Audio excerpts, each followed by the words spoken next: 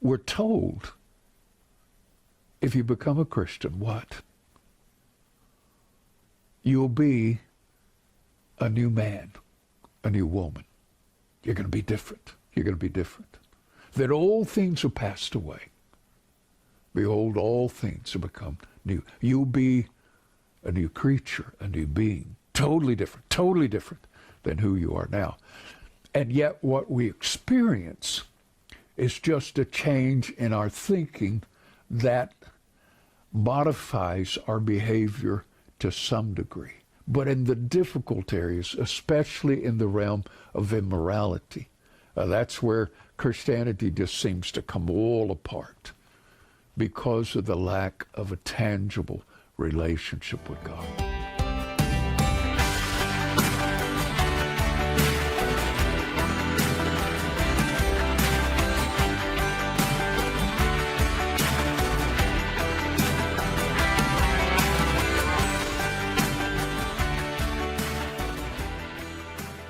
Within what we know within the Christian community, we haven't been giving answers to those who are struggling with immorality. The reality is we don't do a really good job with anyone who's struggling with addictions.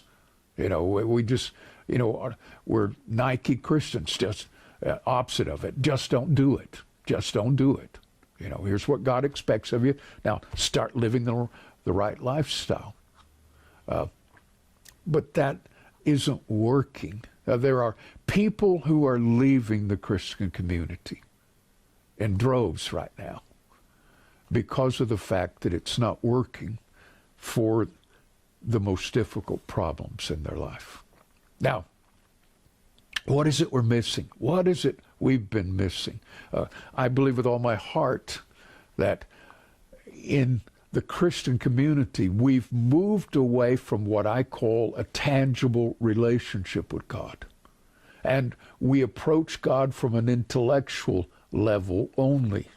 When we have a problem, we think about, wow, what would God do in this? And we really don't even, God seems distant to most Christians. Guidance it's hard to hear God. You're not quite sure what he wants you to do. So when you have a problem, what do you do? What do? You end up going to Scripture looking for answers that seem to bring some level of mental peace, even though only momentarily to you, and you hold on to those, and those are the ones you quote to yourself over and over to try to create some realm of faith. It's presumptuous faith because of the fact you don't really know what God's doing. You're confused, and what you expected in Christianity, you gave up on that years ago, is the reality and the truth. We're told if you become a Christian, what? You'll be a new man, a new woman. You're going to be different. You're going to be different. That all things are passed away. Behold, all things have become new. You'll be a new creature, a new being. Totally different than who you are now. And yet what we experience is just a change in our thinking that modifies our behavior to some degree. But in the difficult areas, especially in the realm of immorality, that's where Christianity just seems to come all apart because of the lack of a tangible relationship with God. Now, what is it about Christianity that makes it different? What is it that makes it different? The one outrageous claim that Christianity makes, that no other world religion would have the nerve, the gall, the audacity to even suggest, is that God will come and reside within you and you in him. Now think about that. Think about that. God in you and you in him. Now, if that were to actually take place, and that's what we believe as a Christian community, whether it is Protestant or Catholic, that's a foundational belief. Shouldn't something overwhelming, dramatic change happen in our lives? And shouldn't it be immediate? Not something that has to be logically thought through, or a process that we have to go through, or a lifelong journey. Shouldn't it be instantaneous if God comes inside of a human being? Now, think about that for a moment.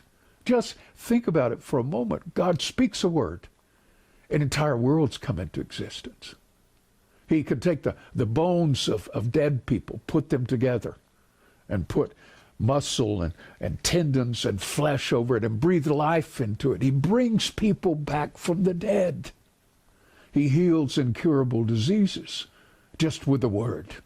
Just with the word. And we're going to say God comes inside of us and he's there, but not much really happens. We're still struggling here. And we modify it by saying, well, you're living in a fallen world. You're living in a fallen world. I remember I was speaking at a local church here in San Antonio, my hometown, large church. And I was teaching on a seminar at that time called Living Without Emotional Pain. And I made the statement about the Surgeon General's report in the 90s, I believe it was, that he said if all Americans were tested, that 1/4 of them would be suffering from some form of mental illness or emotional illness. And in between sessions, I came off and the man who had sponsored me and talked the church into allowing me to have the seminar there said, and he was a psychologist, did a lot of counseling. He said, you do know that includes depression? I said, sure it does.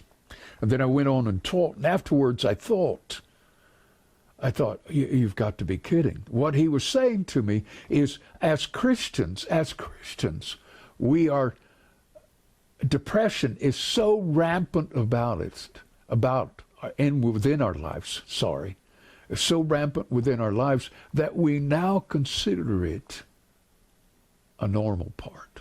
That God being in us doesn't really affect it that much. You're going to have to work at it to get over depression. That's what he was actually saying. And the statistics will show that's really true. So what is the answer?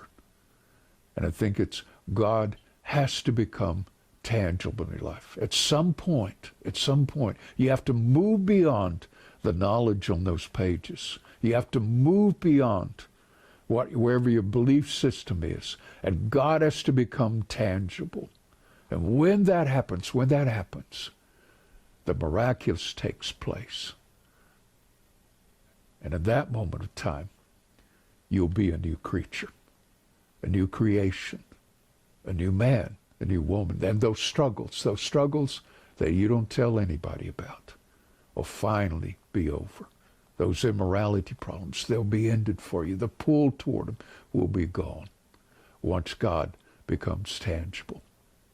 And that's what this podcast is all about. Stick with me.